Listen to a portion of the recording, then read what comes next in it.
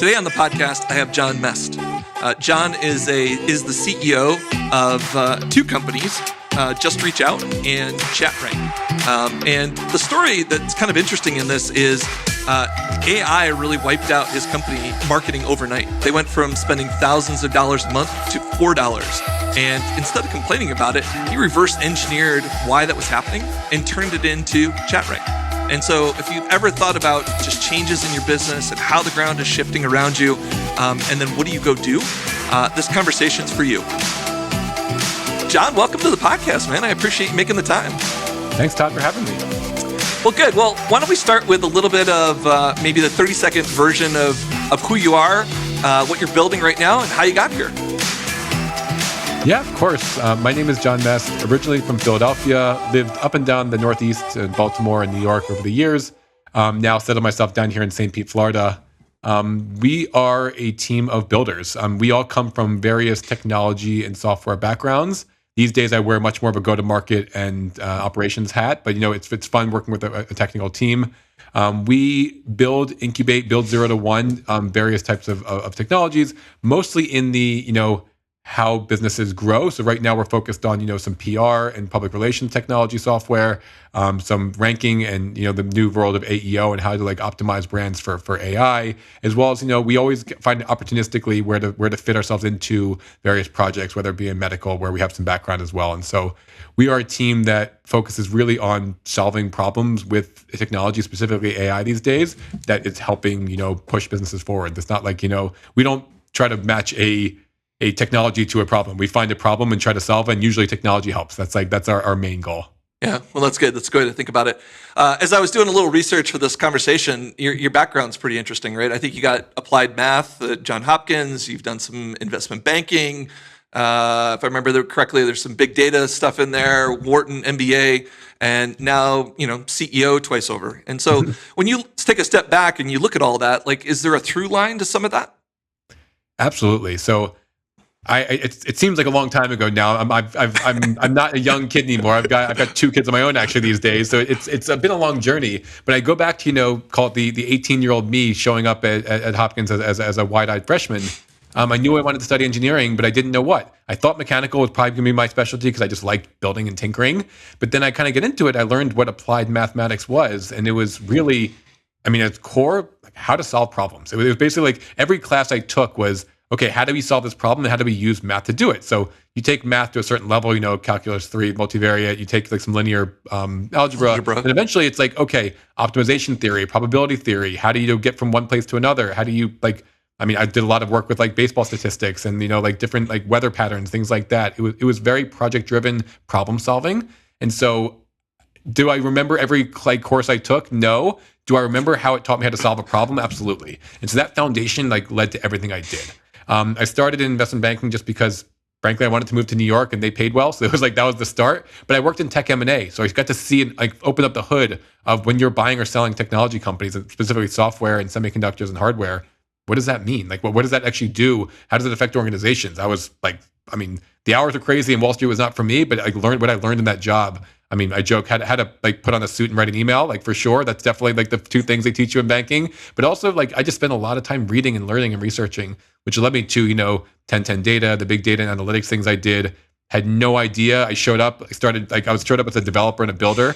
And they were like, hey, you seem to be able to talk to people. You want to get on the road and sell something? I was like, I was 3 months in the job. I started in I was literally 3 months in the job. And they're like, hey, the CEO of Procter & Gamble has this thing they need solved. And we don't have anybody. Do you want to just fly out to Cincinnati and do it? And I was like, maybe. Sure, yeah. I'm 23 years old. Whatever. Yeah, okay. So I go out there and I just my kind of career into solving problems. I learned what a sales engineer was, and that was really interesting to me. So I was like, oh, I get to actually build things, prototype, work live with customers, and then frankly not have to build the full thing, just toss it over the wall and have somebody else build the production thing. Yeah. That was exciting. And so I kind of did that for the next 5 or 6 years. And so again, from that basis of problem solving and learning how to talk to a customer, understand their problems, listen, understand, and then actually use technology to solve that. And what we were doing, it seems funny now, but in 2013, cloud-based big data analytics was quite revolutionary, quite new. Yeah. It was pre-Snowflake. Databricks was just starting up. It was it was a whole new world. Yeah. And so for us, this was like really exciting, and it was really like a fun time in my career. And I mean, it led to everything I learned about like how I got to here. And to be clear, like that company 1010 Data in New York, they bootstrapped it. So that business ended up selling for $500 million to a family office in New York. So they had a $500 million exit, bootstrapping the whole thing from day one. Like just learning the principles, what that means. I mean, it was in New York City. It was a very like, New York attitude. Like we only exist today because we sell a customer. Like that is like the reality of what it was. Even we were well past, 10, 20, 30 million ARR. It was still like, how do we like continue to grind this out and make sure that we are successful like today and tomorrow and the next day? And it just like ingrained in me like what that looked like. And so long-winded way of saying like this problem-solving like basis has led me through all of this. And now as a founder and CEO myself, I think about all the time, how do I actually engage and solve these problems? Whether it's like figuring out marketing, figuring out like paid advertising, like things that I've never really touched before I became a founder and had to be responsible for these things as an actual CEO and founder. Just again, it's a problem to be solved. How do we go solve that with our core principles? And that's been the kind of the thing I take to every one of our situations. That kind of resonates. I got an engineering background too, and I think like just the scientific process of taking something big and breaking it down into smaller and smaller pieces. I think the math is certainly a piece of that, but I would say that's probably the number one thing I got out of my education, right? Like I can take any big problem and break it up into smaller ones and then understand dependencies and just start knocking them out. And so that really resonates.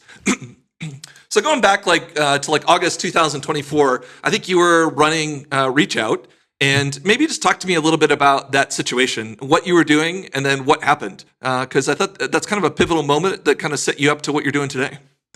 Yes. So Just Reach Out is a PR software business. We kind of partner with the original founder, who was very much liked doing the PR side of things, was not exactly the technologist that he knew he needed to be. We partnered with him to help him, build some AI and software into what he had already done. So we helped him with the business. We then took it over. He's still very involved. He's great. But so we ended up running that business.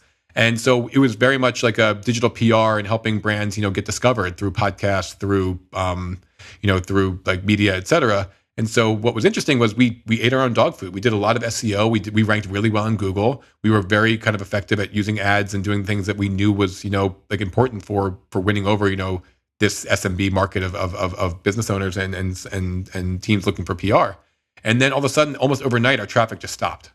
And we're like, what's going on? I was like, wait, Google hasn't charged my credit card in a while. They love charging my credit card. Like, what's going on here? I went into our ads account and they weren't spending our money. I was like, oh no, something's broken. I can't believe that. And nothing was broken. Google, over a 3-week period in August of 2024, spent exactly $4 of my ad budget. And we were spending thousands and thousands of dollars a month. And I was like, what is going on here? And I realized I just hadn't done this in a while. Good note to myself, to just search my core search terms, affordable digital PR, things like that. These topics we were killing with we were doing with an ad. We had the number one blue link in Google. We were really kind of double dipping on all this. And all of a sudden I noticed this big giant AI overview on the top of our core search pages explaining what the affordable PR options were. And we weren't in that list, by the way. And you kept scrolling and you got some more information and learned a little bit more. And then eventually when you scrolled about around 5 minutes, it felt like we got to our number one blue link. And we're like, oh no. We are just and our ad was, by the way, below that too. So Google decided to stop spending my money to give the answer away for free above my ad. And I was like, it was stark. And they've since, adjusted that. They now intersperse ads here and there. They've done things to change that. But at the moment, it was very much abrupt. This is what we're doing. We're going to try to challenge ChatGPT by we already own the search user. We're going to go after this. And so that was, to us, it was a moment of, oh no, but also wait a second. If we can get into this answer, that's free. We can stop paying for ads. We can kind of just win that. And if we figure out how to do that, that's a pretty good idea. I think other people might be interested in that. And but how did that go? That you make it sound like it's a quick pivot. I'm sure there's a little bit of deep swallow going, oh damn, what the hell's going on? And how do you pivot from they're not charging my credit card, I'm not getting the traction I want, to there's a way out of this? There's a messy middle in there. There is. And so you're right. It wasn't within 5 minutes we figured that out. But what we had done, our team had already been exploring this concept or idea of, how is discovery going to change? Because at this point, Google wasn't really in the game yet. Again, it seems crazy. This was less than 2 years ago, but this was already, this seems like eons ago. But ChatGPT was very relevant at this time. They were already people were using it, and I personally was using it to discover things, to find new brands, to do whatever I needed to do in research. I was using Google less and less, and I noticed that for myself. So we were already kind of contemplating how these answer engines worked and what they were doing. But then when it hit us was when the moment it was like, oh crap, we should probably figure this out. And so for us, that was that middle ground of just like, what does that look like? We didn't know right away. What we did know was other people are probably having this problem too. Let's just talk about it. So our team started like posting on LinkedIn and to our networks and our email lists and whatever, like, is anybody else seeing this? Does anybody have ideas? Anybody want to talk about this? We're thinking about building in this space. Like, we're going to build in the open here. We just generally want feedback. This is such a new space. How do people think about this? So it didn't go from immediately like conquering this new path, but it was, I bet other people are feeling this. Like, let's just like start talking about it. And between myself and my co-founders and what we were doing, our network, it was pretty amazing. Like, the responses we were getting was pretty like fantastic. And we're like, maybe there's something here. And as we started to reverse engineer what this looks like and try to build the tech around it, we started again building in the open. Is this interesting? Is this helpful for people? And like, so we didn't actually intend to build a company out of it. We just meant to like try to fix this problem for ourselves. Problem. Yeah. And then over time, we're like, you know what? Let's just pilot like what we're seeing with some of our customers, existing customers. Do you want to try this? And then it was like going really well. I was like, would you pay for this? Like, oh, if you do this, this, and this, I'd probably pay for it. And just that was ChatRank. That's how ChatRank was born. It was built out of a problem for ourselves. And so at this time, there are a couple other companies that were starting to do this as well. And some of those are still doing very well. And one of them actually just had a pretty enormous exit. But like the idea is like we were doing this always for ourselves. We never built this like ChatRank because we thought it was a cool space or because it was interesting or what. I'll be frank, like we have probably dozens if not hundreds of competitors who are building it just because they think it's cool. Like we built it for ourselves first, and everything we build into ChatRank is built with our use case in mind. We still use the tool every day for ourselves. And so it's always in the purpose of getting more customers, growing your revenue, and growing your brand as well. And so it's just an interesting kind of concept to like find that problem ourselves, establish the technology that seemed to solve it and work well, and then of course we'll sell it to others. But it's always been with the purpose of using it for ourselves and making sure that we're successful with it. Well, that makes sense, and I think lots of people can relate to this. I think a lot of founders, as they're kind of getting their product up and running, have heard 100 times SEO is dead, right? Like that this is not where it's going. So maybe talk to me a little bit about like how ChatRank basically just works under the hood. So they understand kind of SEO from a theoretical standpoint. Can you give us the equivalent on the ChatRank standpoint? Yeah. So anybody saying SEO is dead is just wrong. SEO is changing. It's evolving. So it is like, because here's what I'll tell you. So traditional search, like I'll just say Google, but this applies to any search engine, is built around the idea of this network effect, this mesh network algorithm that Google has created to essentially decide who is the most authoritative on a topic. That has kind of been built out and played out for the last couple of decades of like, okay, this when you search this idea, this company or this page is the most relevant thing to show for that. And the idea is you would like click on these links, learn more about them, and you're kind of using this as a way to kind of build what the answer could be. You're using a search engine to search and then decide what the answer is. ChatGPT, Gemini, Claude, these tools are answer engines. So they're trying to give you an answer. So imagine like when you go to ChatGPT and you say like, hey, like I'm hungry, I want to get something to eat. I'm in Cincinnati, Ohio. Where do I go? What they're doing is they're just basically doing a Google search saying like food in Cincinnati and then clicking on the first 120 links that show up in that Google search index and deciding based on what it knows about you or what you've given it in that context window to like say, okay, I think you really like this restaurant or you should probably go try this over here. So it's actually just doing the work of a search engine for you and then just giving you the answer. So if you know that you're kind of applying your website and trying to get basically the ChatGPT like crawlers to get your information to the user in the right way for the right thing you care about, you're going to optimize your pages very differently and you're optimize your web presence very differently than if you were just looking for like basically solving for Google's algorithm, which is just like how do I get as high up in the possible on the page for Google's keywords. And so that like idea of optimizing for answer engines versus search engines is the number one thing that people kind of have to understand first to then understand how ChatRank works under the hood. And so what ChatRank does is it actually basically takes that concept and figures out, okay, what is it that you do really well that you should win in? Be very specific. It's almost like everything's a long tail keyword. So everything is like the idea of it is like very specific to what you do as a brand.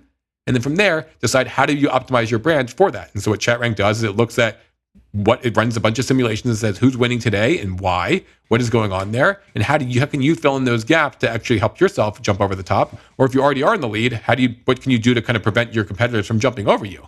And so that is what we do and we focus on. And so we build this massive data layer for your brand to understand what's happening for the things you care about winning in compared to your competition.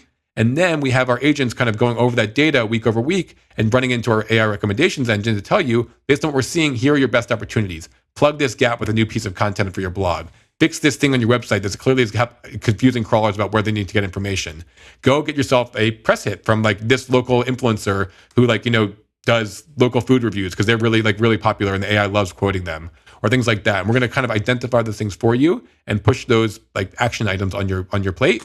And then that's how ChatRank works. It gives you the playbook for how to go win in the areas that you care about. So maybe talk to me a little bit about just how narrow you have to go to some of that, right? Because the way you're kind of describing it is it's much more of a one-to-one. Here's a problem and here's a solution. And in kind of before, what you were doing was you were saying I'm in a category and these are a couple of key words and I kind of fit in it, but lots of other people fit in it. And so I think this is a theme that's a problem with a lot of startups, right? Where they don't want to go narrow. They don't want to basically say here's my beachhead or here's my ideal customer or my persona that I'm trying to sell to. And so it seems like there's a discipline that is needed in this that maybe you haven't historically had with traditional SEO. Yes, I'll talk about this especially for the startup world because this is actually really interesting. And so what these AI answer engines do, which is different from Google, or I'll call it traditional search because Google obviously owns Gemini and they do this as well, is that these answer engines are much more meritocratic than anything in its past. It'll just, if it finds the best answer and it trusts that answer, it'll just recommend you right away. So we've seen this over and over again with customers of ours where they're competing against, like, as an example in like cybersecurity, there's a company who's competing against like Vanta and Drata, these massive cyber companies for something that they did really well. Those other companies sort of did, but not really. They were able to use ChatRank to figure out what was the missing piece from their messaging, write one large seminal piece of content to describe what they do and how they do it and why it's different than what Vanta and Drata do and why that thing is really interesting. And then within literally 1 week after posting that blog post, they immediately were outranking Vanta and Drata in that search area of what they really knew was their best customer, their core ICP really needed. And so immediately, like these AI engines, which that would have taken years of like SEO in the old world to actually get that validity to jump those larger competitors. But the AI is looking for that specificity, and it said, you know what, you're right. You are the best at doing this because I trust you. You saying this, and we're trusting the other sources, and we're realizing you're right. And so as a startup, you do want to be, I want to work for a lot of different types of companies or a lot of different ideas. The thing is, though, when somebody goes to a ChatGPT or a Claude or a Gemini, they're going to be very specific. They're going to have a conversation. So it's not like they're going to write like running shoes, size 12. They're going to say, I'm training for a marathon. I live in a really hilly place. I have flat feet and I need wide shoes. I don't know. They're going to have a conversation and give very specific things. So if you're a shoe company and you don't really serve people with like flat feet that are training for marathons, then you probably shouldn't care about winning that customer. They're not going to like your product anyway. So don't bother going after them. But if you do that thing, you should have really good, like very strong signals. We call them authority signals to the LLMs that says, I do that thing really well. Whether that's a landing page, a blog post, a social media post, whatever it might be a combination of all those things.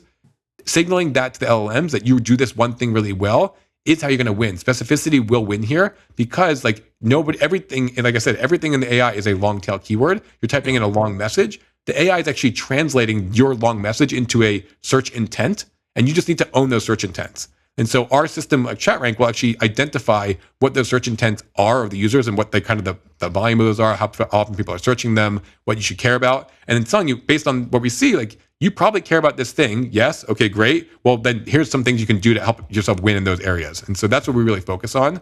It's really helping brands understand what you actually do well, who your core customers are. And again, you don't want to pigeonhole yourself. At the same time, it's actually like now easier than ever to say, okay, well, these are the 10, 20, 100 different customers we could have. Let's just go out and go after those exact customers rather than just a broad swath category that's going to be really hard to compete against our major competitors. How do you think, you think about large brands that have a lot of dollars to spend and they put a lot of content out. And so do you see them kind of getting to being more specific? I mean, it just seems like there's an opportunity here for small startups that basically understand and get this early to compete pretty well with folks that are spending a lot more money on marketing and advertising in general. Yeah.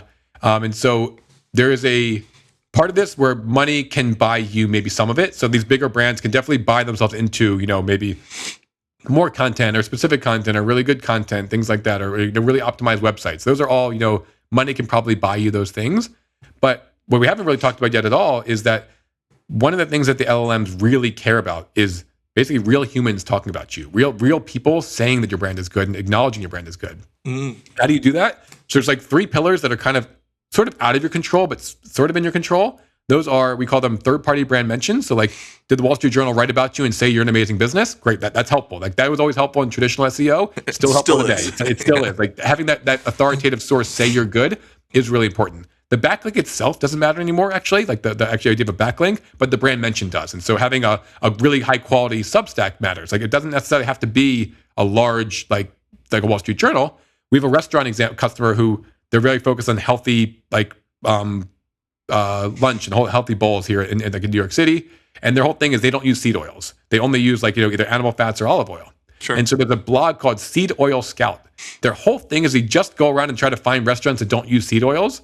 It's no offense, a pretty small blog. There's not really much there to it besides just that they do.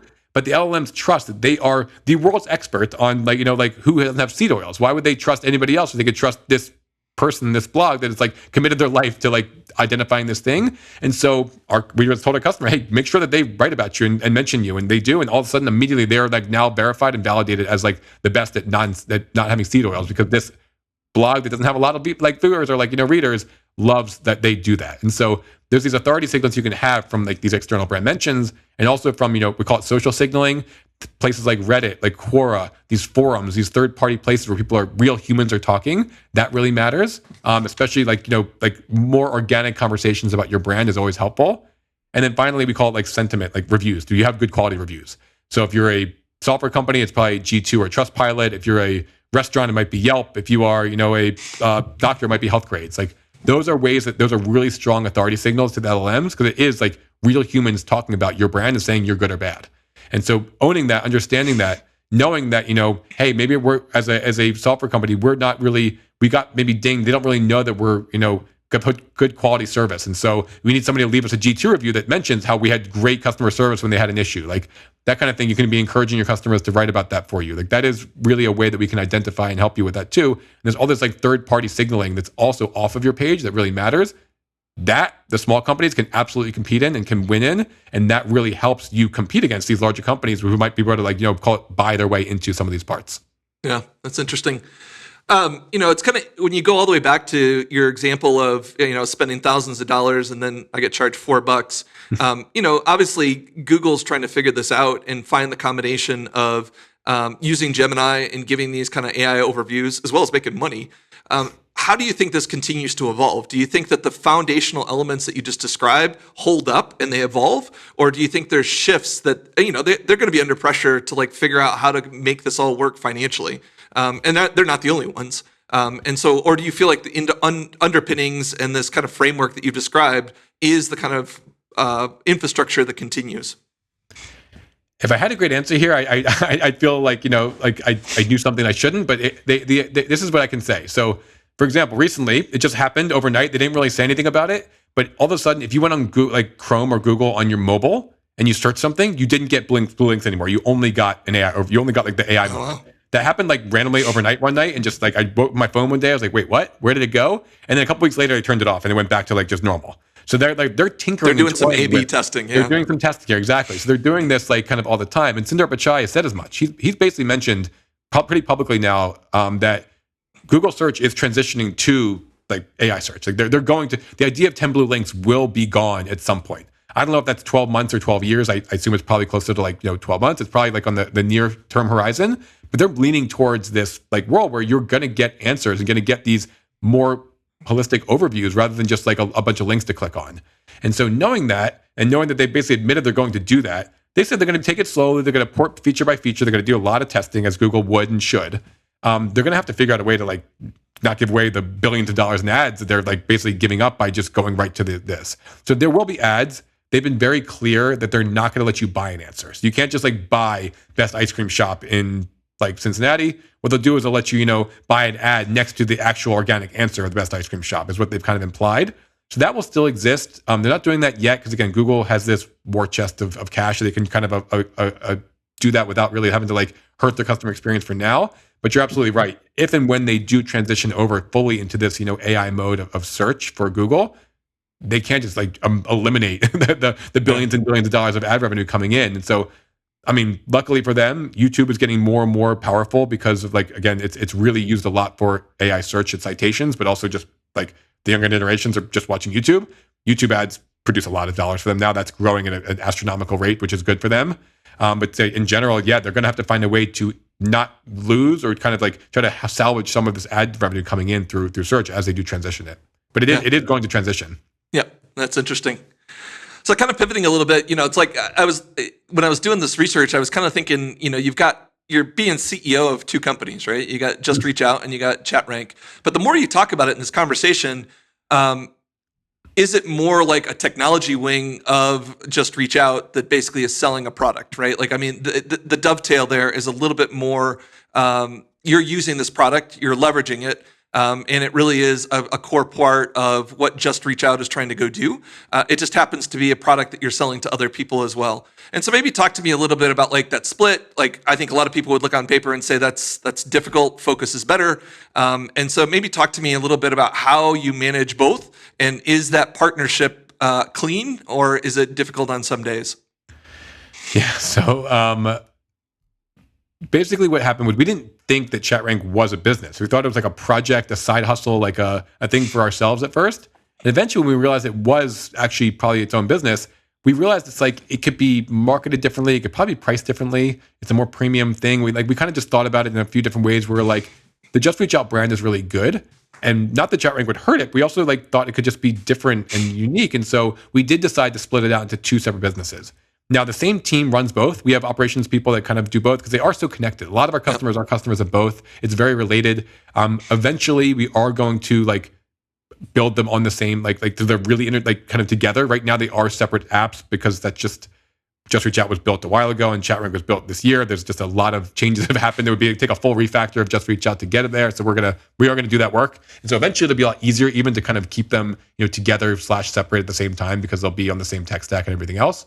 But yeah, like just keeping focus on both has been, a challenge. There'll be times where ChatRank is doing really well. We're like, all right, we got to focus our time here. And all of a sudden we look over there and we've missed our deadlines and our roadmap stuff for Just Reach Out. And we're like, okay. So like there is a lot of that back and forth. I'd say that for us right now, the exciting thing is as we do kind of mold them together. So they're now separate businesses and they have separate, Stripe accounts and revenue and everything else. It is like a separate thing. They are, once we kind of get them on the same tech stack, the beauty of this is now like we're learning so much from these customers that are coming to us with these two businesses. We're probably going to honestly start a third and fourth and fifth business from this, basically that are going to tie in things like, website and web work and web design. It's never been like, people haven't really thought about their website in a long time.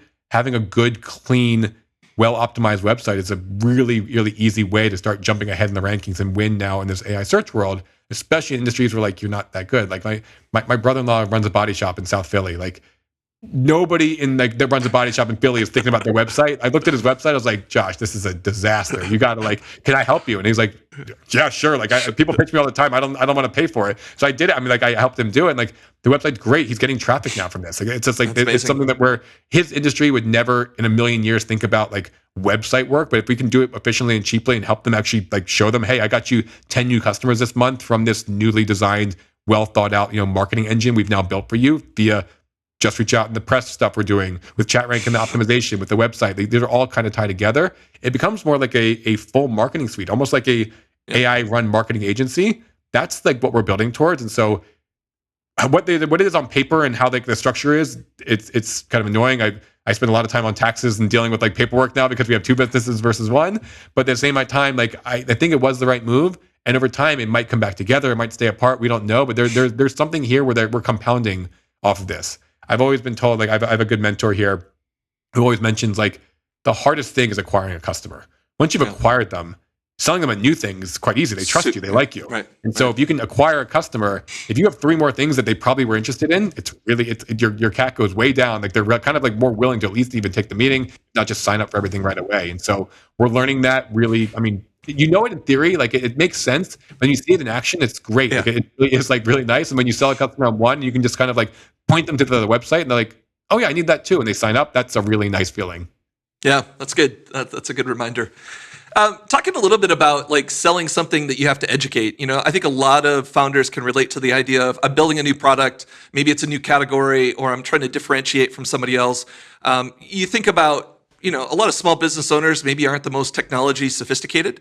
And so there's a fair amount of education. They probably know of ChatGPT, they understand AI, they understand things are happening, but yet they are spending money and they're realizing, okay, maybe this isn't as effective as it once was. So maybe talk to me a little bit about how you actually educate like in that process, because I think, you're doing it to small businesses. There's got to be a lot of them. This is going to get better over time, but you're kind of in this window of kind of early adopters that basically kind of see how these things are changing and maybe are open and more receptive. Yeah, I think for us at least, being a bootstrap company in an industry where most people have raised a large amount of venture capital, where everything from a few million to like $200 million, some of our competitors, let them spend all the money in the world with like the New York City subway ads and the commercials and the online stuff. Like, let them spend all the money they want on demand generation to like help inform the market. Great. I'm not going to spend a penny. I'm like that. That's the first thing I'll say is like, just be smart about this. What we do is our first call when we talk to anybody, when somebody signs up for a demo, at the end of that call, they might want to sign up for ChatRank. They might not. They might just like be whatever, but they're going to walk away well informed about what matters, what doesn't. And they're going to, what happens is they walk away with a good sense of like, ChatRank knows what they're talking about. It's they seem smart. They seem like they know what they're doing, and they seem honest. Like honestly, we're very not salesy in our first call. Now that goes against a lot of what people tell you, hey, go close the deal. Like you got to get these companies in the door. For us, what we're realizing is when it's such a new category and a new space, sometimes just giving them time to digest is actually the best thing. Yeah. I can't tell you how many times we've had a conversation with a company, and then 4 months later they come back. Remember we talked like, hey, do you remember me? It's like, yeah, I remember you. Like, we're ready. Like, it's kind of like we did our homework. We learned what we needed to learn.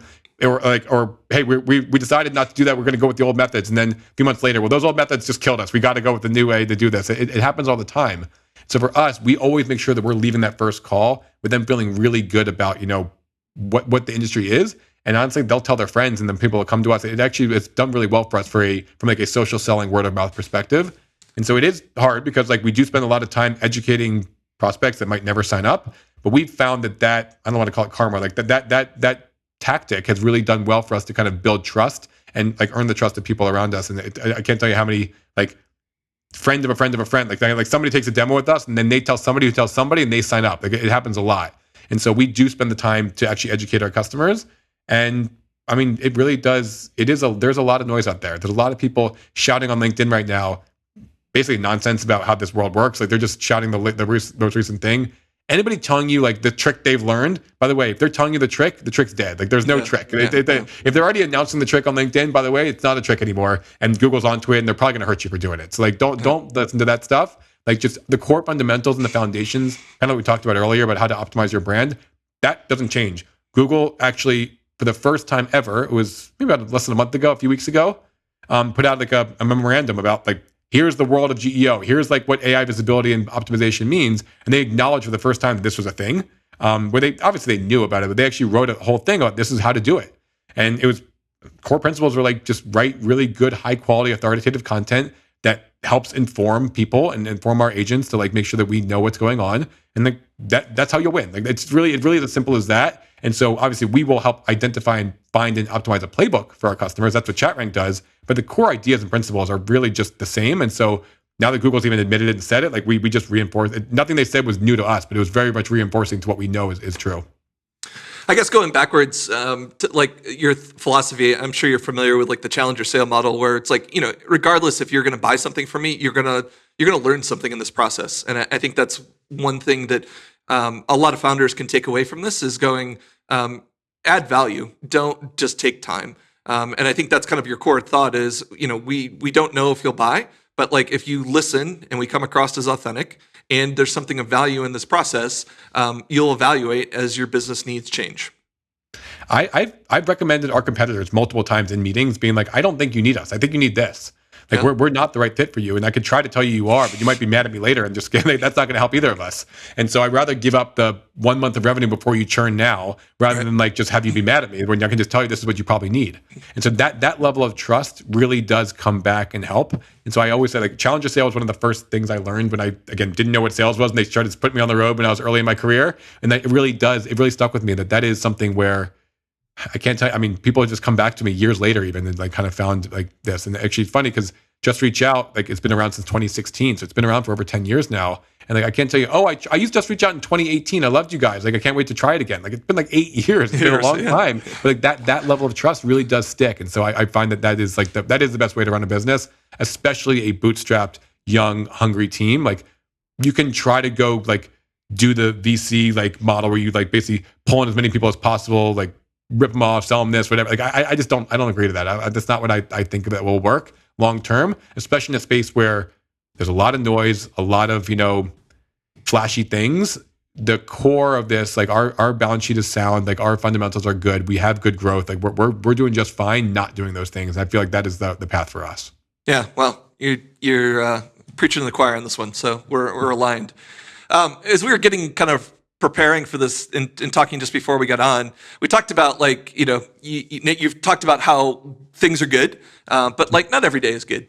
And that, entrepreneurship is a roller coaster. There are good days and there are big highs, but there are definitely some lows in that. And so maybe give me a real world example of either a bet or something that you did in either one of these companies that didn't work out the way you expected. What's the impact? What happened? And then how did you recover? What did you do about it?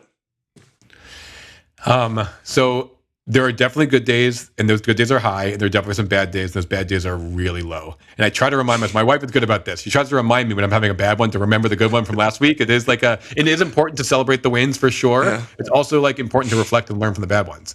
So I've got to say, I have this magic touch of just picking the worst channels, like the worst go-to-market channels to like try to tinker with. I'll be like, hey, I'll tell my team, hey, listen, I think we're going to spend $10,000 to $20,000 on this channel to try it. I think I've heard enough people say it's good. I'm going to try it. Let's go do it. And then it just fails. Like I've done that probably 3 times in the past 12 months where I've just like blown. I mean, again, we're bootstrapped. It's not like we're not like living paycheck to paycheck here, but we're like 10, 20 grand. Like I could try it. It's real money. It's money we could have spent on something else. And so we're like, I feel like I've done that probably, like I said, 3 times in the past year. And like what happens is like you have to learn from it. So one was actually for Just Reach Out was last year. We were doing a lot. We were kind of told to try affiliate marketing. So try to get, the right affiliates out there, because if you can get that channel working, it can be really good for just like, immediately boosting like your notoriety, your ability to get it out there. And like, it was a good idea. We went with one of the larger software providers that help with this. I won't name them, but they know how I feel about them now. They sold me this thing that was never true. They just sold me a thing that like it was never going to work. And I got into it and I realized right away, like, this is just not going to work. Influencers, people that are out there, like nobody, like as soon as when you go to an affiliate marketer and say, hey, let's work on a deal where you get like 30% share, like commissions for like selling a deal for me. Like they're like, no, I want like 20 grand up front. It's like, I know where your incentives are aligned. Like you're not trying to help me win. You're just trying to collect some money and build me a YouTube video, and you don't care if it works or not. Like, sure. And that was the world I went into it. I realized if you're not like Monday.com or HubSpot, like this affiliate marketing channel is just not going to work for like small SaaS. And so I learned that the hard way. It cost me. I've hired a full-time like partner manager, the whole thing around it. It was a tough one to swallow. But like I learned from that. I learned exactly like what to look for next time as I made a mistake about a marketing channel. But I learned enough to like understand what that kind of feel like. And so those are things where if it doesn't work, at least you learn from it. And I now know I won't try affiliate marketing again until my business is much larger. But that's like kind of something you have to like kind of understand, learn, and then kind of swallow. Okay, well, like that money's gone. It's okay. Like we've learned from that. Let's move on and try a different thing. And so that's always like, a challenge, but it is something that we've done a few times now. And I also will say, like, every time as a team when we lose a customer, we do a postmortem. And so like, we should every customer, but like if it's a customer that we feel that we shouldn't have lost or that we feel we could have kept, we try to do a very open and honest postmortem about what happened. And like sometimes it's pretty obvious, like, hey, they had a change of leadership and they went with something else. Sure, like that's okay. But like, what can we be doing better, and what can we be doing to make sure that doesn't happen again? And so that like open and honest postmortem that we do internally is really valuable. So that even if you're having, call it a bad day from like losing a customer you didn't want to lose, you at least feel better. Like, you know what, we've talked it out. We now understand what that was. And now next time that won't happen again. And that's something that we do a lot as well. And so it does, it is a bit cathartic to do that, even if it means like looking in the mirror and saying we did this wrong. Maybe the last piece of that one is, you seem like you have a philosophy and you're willing to take these bets and they're calculated. If they don't work, you don't get more conservative. You try to learn from the mistakes you made, but you're still like saying, I got to still put some shots on goal. And so I think the balance is hard. Your engineering background may, or math background may help in some of that. But like, how do you manage that? It's an emotional piece to it, right? Where it's like, especially if you did 2 or 3 of those in a row, where basically you said 3 shots on goal, 20K each. Now I'm 60,000 in the hole. What am I doing next? Yeah. So, I maybe to a fault, we know channels that do work. And so that's great. Like that's always like good to like know what channels are working for us. But as we're looking to grow, and especially as a bootstrap business, we can't just we have to be calculated in this. You're right. So you have to calculate what are our best options here. So we realized like another one that didn't really work for us was like LinkedIn selling.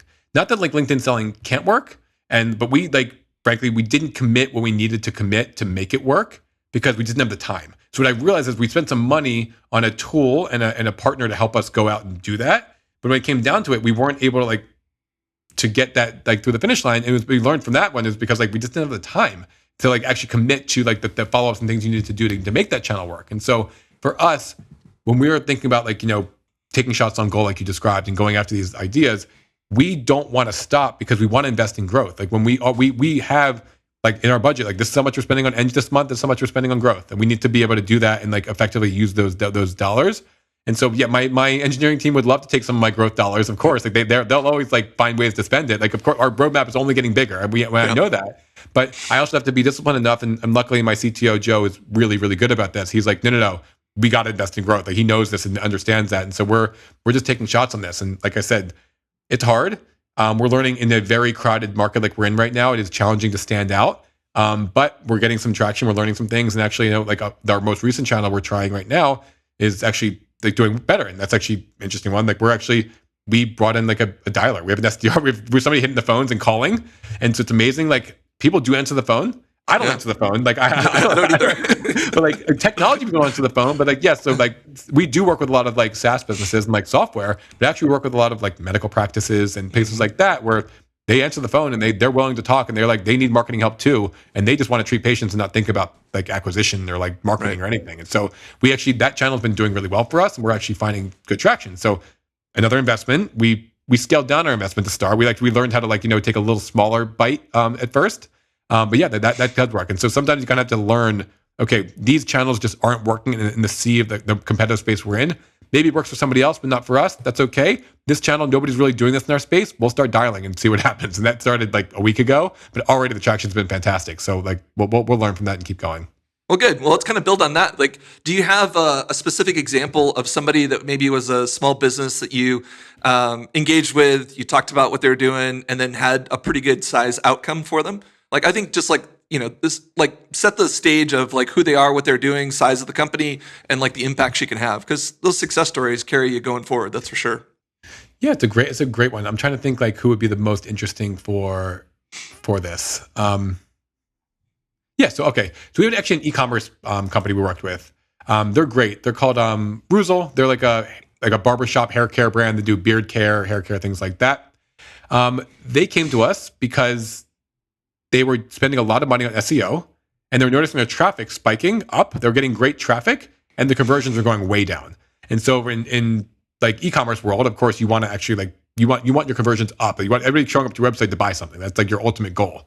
And so they were paying this SEO agency who was essentially buying them bad traffic, traffic that wasn't ever going to convert.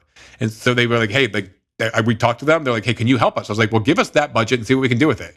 And immediately what we were able to do is show them that taking those dollar amounts or whatever, that budget, instead of just buying traffic, buy understanding of what you need to do and who your core customers are and go win those exact areas. For them, it was a lot of, YouTube, Reddit, and their own content, their own blog content to actually go after these very specific things. I don't do my hair a lot, but like these coiffed haircuts and like these things that like they really they're things that their customers love. Just lean into that really hard, understand that, and like basically show how your products are better, because they sent me a sample box. Their products are amazing. Like they are really good. They actually are a premium product. So like just go make sure that you're winning that. And in all these areas we were showing them, they're like, we have the best product in this. We know this for a fact.